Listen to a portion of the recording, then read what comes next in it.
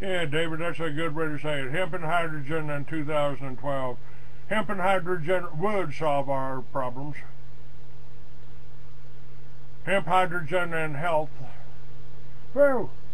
Hey, that's a good title for Horace Helms Holdings, Triple H, huh? Hemp, hydrogen, and health. Whew. Pretty good, David. Yep, and by the way, the whole hemp attack on hemp, the demonization, the criminalization of hemp, that's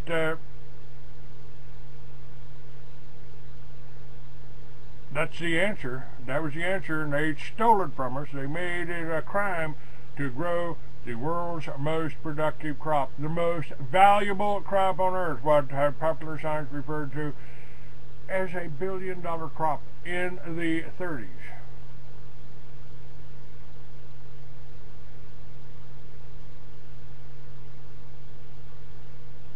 There we go. Yeah, got to learn to spell H. That's it, David. And yeah, all right. A little bit more on this, because what's happening right now?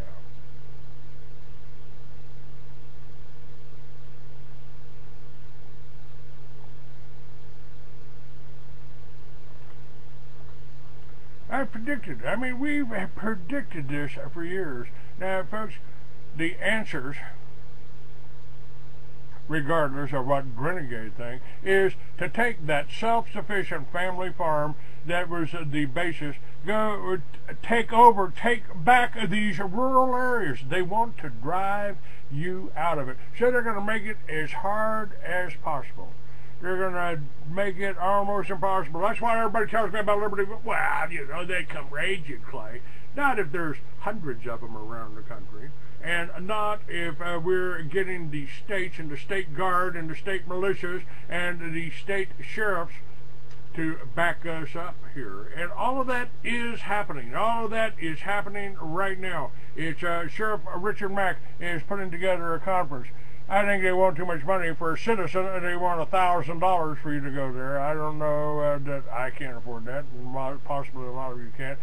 But I'll try to see what I can get on that sheriff's conference. That'll be up in Las Vegas. It's within my reach.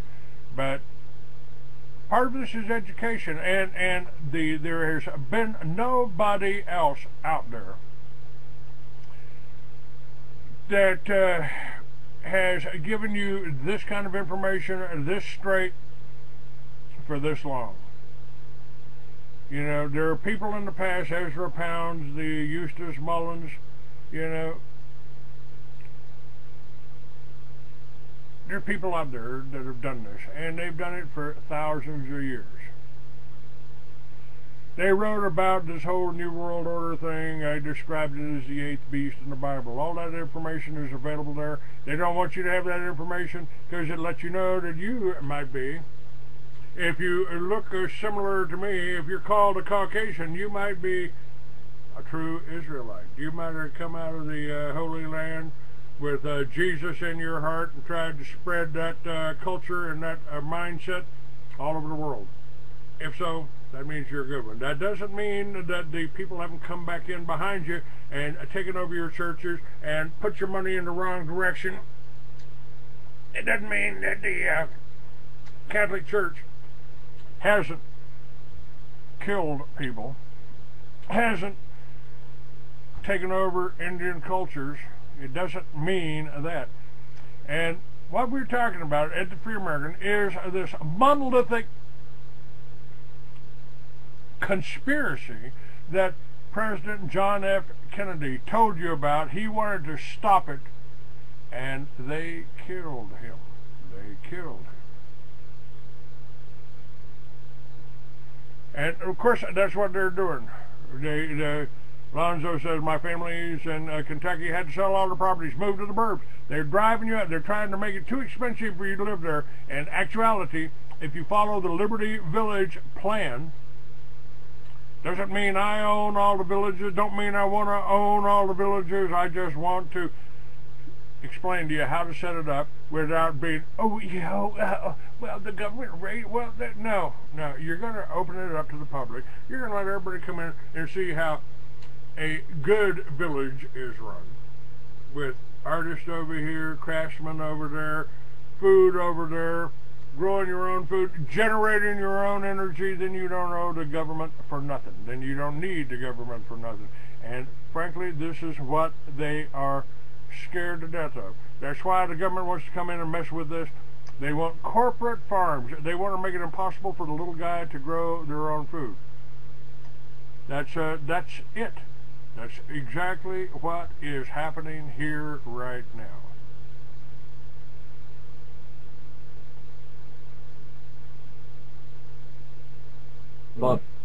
Abolition of private property.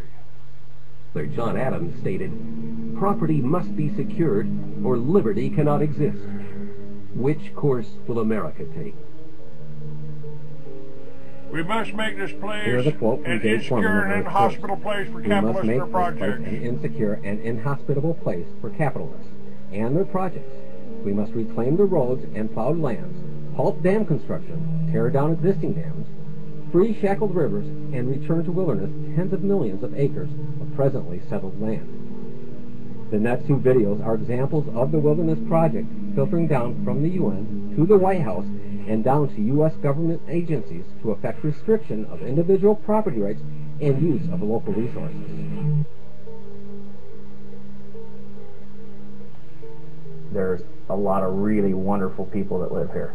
And that's, there's a big part of me that the reason I moved to Priest Lake is because of the friendships that were built. The Sacketts bought this property a few years ago, wanting to build on it a modest family home. And they got all the building permits that they needed from the local authorities, and they started work putting gravel on the site.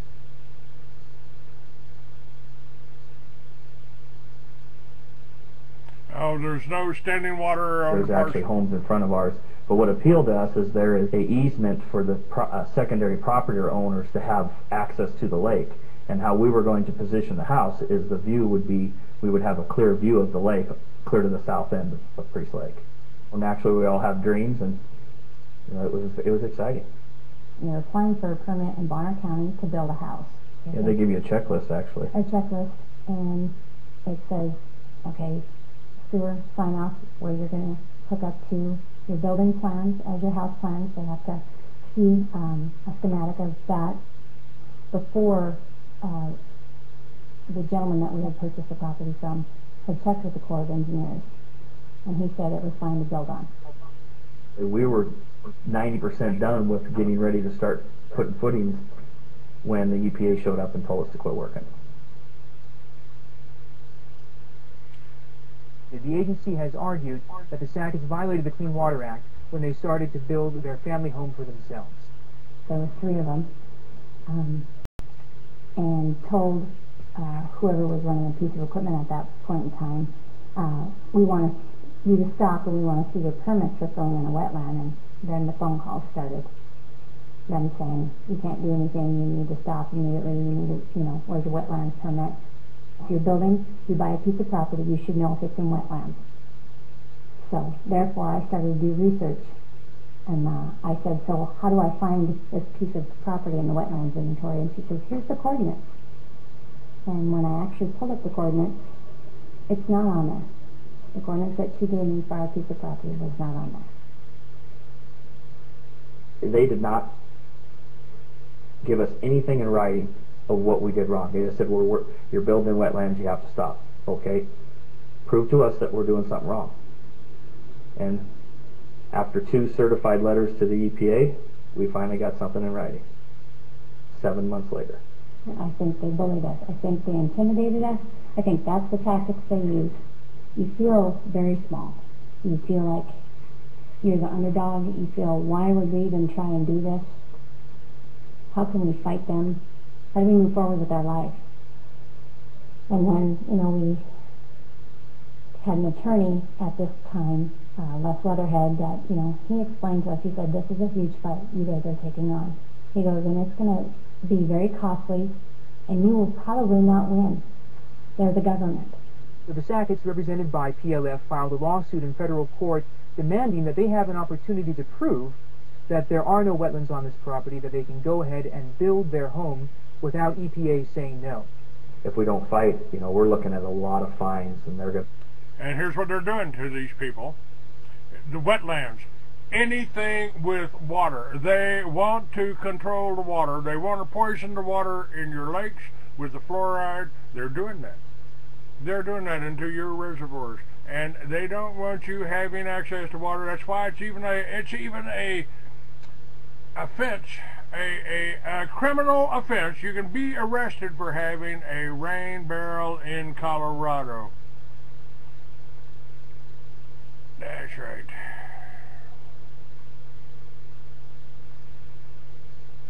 Okay. Now let me tell you, it's happening all over, folks. It's happening all over. They're driving you into the cities. They want to, and now they're about to instigate the whole martial law things. And let's take a look at that. From Ron Paul, Congressman Ron Paul, little by little, in the name of fighting terrorism, our Bill of Rights is being repealed. The Fourth Amendment has been rendered toothless by the Patriot Act. No more can we truly feel secure in our persons, houses, papers, and effects, when there is now an exception that fits nearly any excuse for our government to search and seize our property. Of course, the vast majority of Americans may say, I'm not a terrorist, so I have no reason to worry. However, innocent people are wrongly accused all the time. The Bill of Rights is there precisely because the founders wanted to set a very high bar for the government to overcome in order to deprive an individual of life and liberty. To lower that bar is to endanger everyone. When the bar is low enough to include political enemies, our descent into totalitarianism is virtually assured. Now, folks, why have I been attacked so much? Why have the ADL, Southern Poverty Law, National Association Advancement for Colored People, NAACP, listed me and one of my guests, Ron Paul, as a bigot, for God's sakes? Don't care what color you are, don't care what religion you are. And here's Ron Paul running for president, and he's the only choice we got. I've got 4 different films of him speaking. You can listen to it. You can hear what he says. And don't buy into this bullshit. Oh, well, he's a Mason. Well, he's been working with the Congress. Well, these people are going to find anything they can. Even the Tea Parties have come after Ron Paul. And if the Tea Party is going after Ron Paul, you know it's been slipped up. It's being staffed by Michelle Bachmans that want to go, and Sarah Palin, who want to go to war with Iran. Now, the Patriot Act, Ron Paul goes on to say, as bad as its violation of the Fourth Amendment, was just one step down the slippery slope. The recently passed National Defense Authorization Act, NDAA, continues that slip toward tyranny and, in fact, accelerates it significantly. The main section of concern, Section 1021 of the NDAA Conference Report, does to the Fifth Amendment what the Patriot Act does to the Fourth. The Fifth Amendment is about much more than the right to remain silent in the face of government questioning. It contains very basic, very critical stipulations about due process of law. The government cannot imprison a person for no reason and with no evidence presented or access to legal counsel. Now, folks, I was listed in the FBI's booklet, FBI in Phoenix put out a little booklet called Guide to Right-Wing Extremists. You can look it up on the internet. And there's Clay Douglas listed in that. Governor Gary Johnson was governor of New Mexico. I made a phone call to Gary, and Gary recalled that document from every police station in New Mexico. The chief of police in New Mexico said, Clay, I've been reading your magazine for 10 years, and you don't have any problem for me or any of my men. And sometime a little after that, and this is at the same time this was occurring, that they had passed Senate Bill 1955, House Bill 1959 about the homegrown terrorism bullshit. And there I was again. And I walked into the FBI office, dropped a bundle of magazines down on their desk, said there's enough here for every agent in your building. I'm Clay Douglas. And I was able to walk out of that FBI office, so I wasn't arrested. I haven't done anything wrong. Yes, I started the militias, but I did it in New Mexico in the governor's office. Now, here's your congressman, a man running for president, that supposedly patriots and the Tea Party are sniping at. That means the Tea Party has been compromised. The Republican and Democrats have been compromised. 97 of your senators, or 93 of your senators, voted for this NDAA. And the dangers in the NDAA, according to Ron Paul, are its alarmingly vague, undefined criteria for who can be indefinitely detained by the U.S. government without trial. It is now no longer limited to members of Al-Qaeda or the Taliban, but anyone accused of substantially supporting such groups or associated forces. How closely associated? What constitutes supporting such groups or associated forces? How closely associated? What constitutes substantial support? What if it was discovered that someone who had committed a terrorist act was once involved with a charity or supported a political candidate? Are all donors of that charity or supporters of that candidate now subject to indefinite detainment? Is that charity now an associated force? Is the Free American anti-government, or is it pro-government, as I maintain?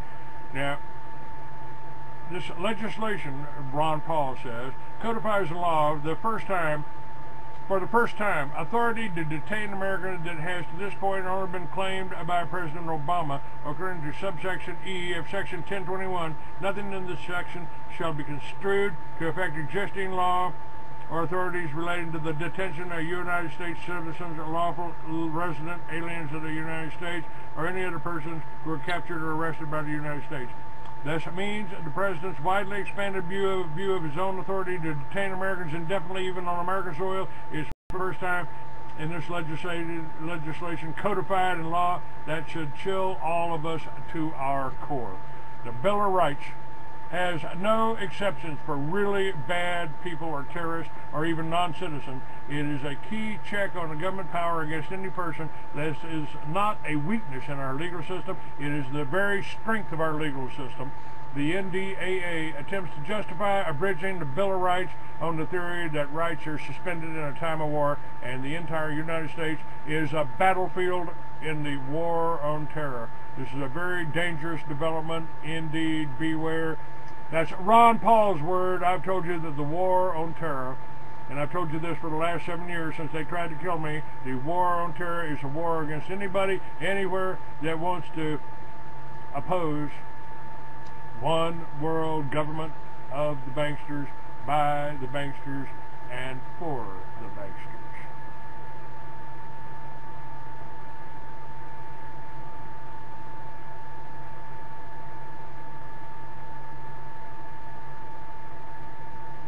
The National Marine Fisheries Service, which is part of NOAA, that's directly linked to EPA, wants to put 500-foot buffers on all the waterways in the state of Washington for pesticide herbicide application.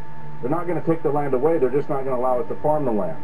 And if they do that, 61% of our ground will be out of production in the state of Washington. We cannot manage a farm when they take that much of our land away from use. Did they ask you about it before they imposed this new reg? No, they did not. And our own Department of Agriculture here in the state of Washington has done an exclusive study for the last 6 years. They have studied 6 of the highest areas in our state from farming for the water returning back to the river, and they have found no residue of any pesticide, herbicide, fungicide, or anything going back to the river. And they won't use this. The National Marine Fisheries Service will not use this documentation because it's not their scientific documentation. You know what this sounds like, Clint? It sounds a lot like what's happening with Texas, where the local officials in Texas came to one decision about various EPA regs, and the folks inside the Beltway, thousands of miles away, came to another decision, and the Beltway folks get their way.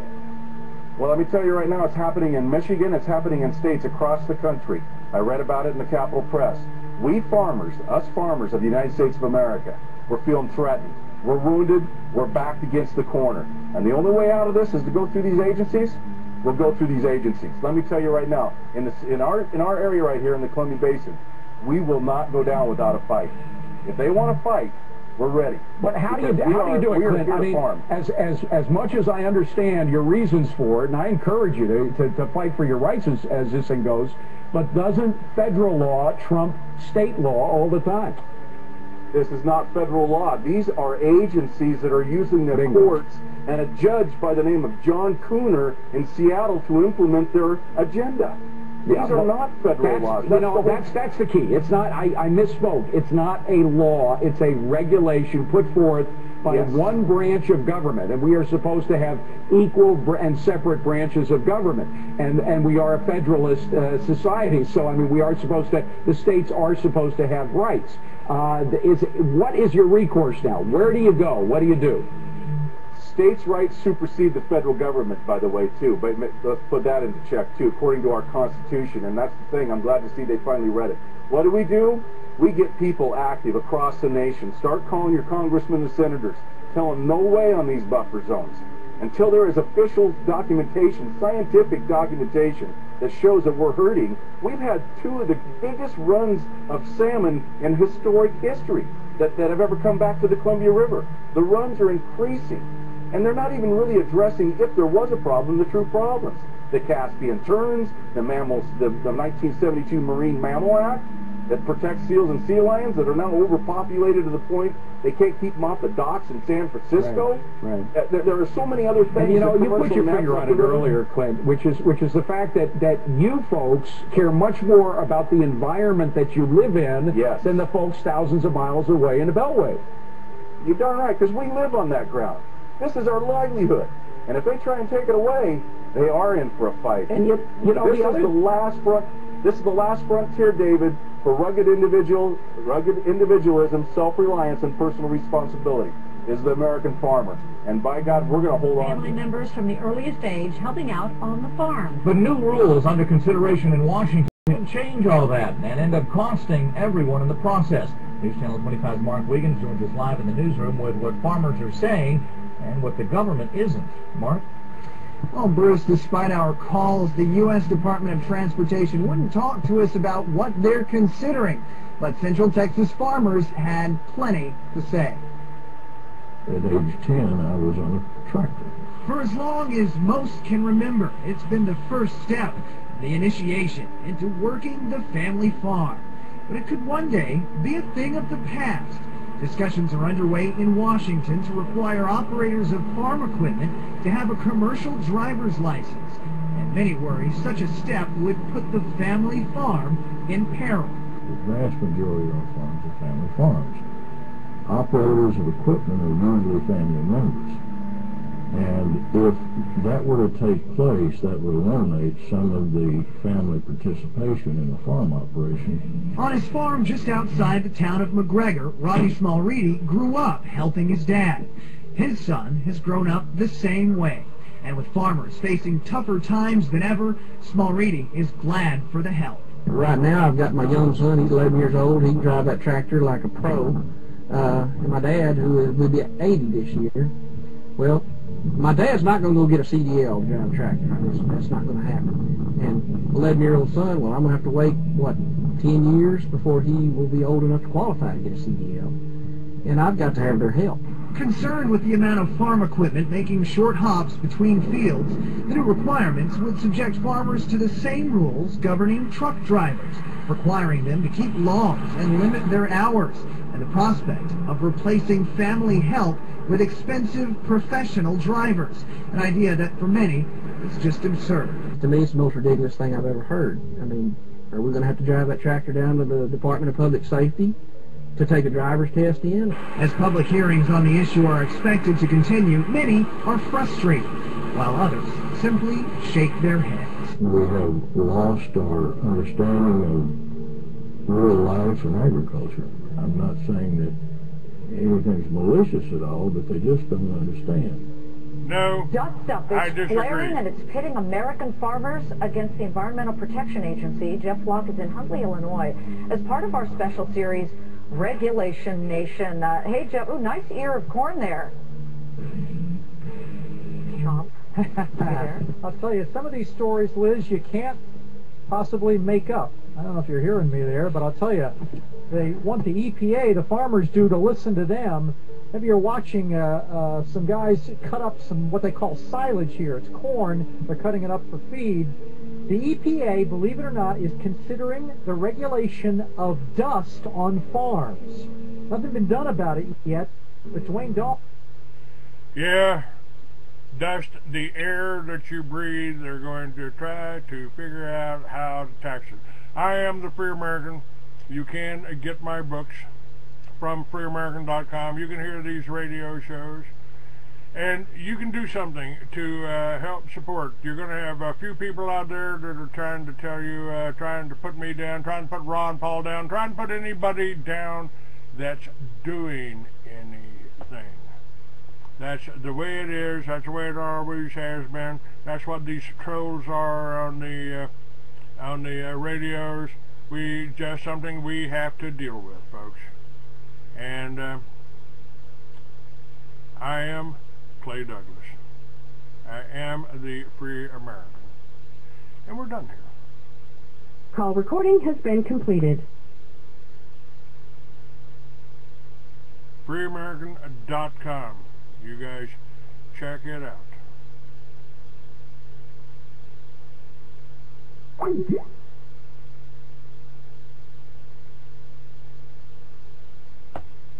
And one last thing before we go here.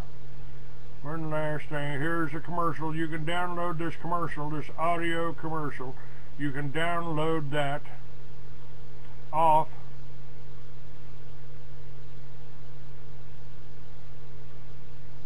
my website, freeamerican.com.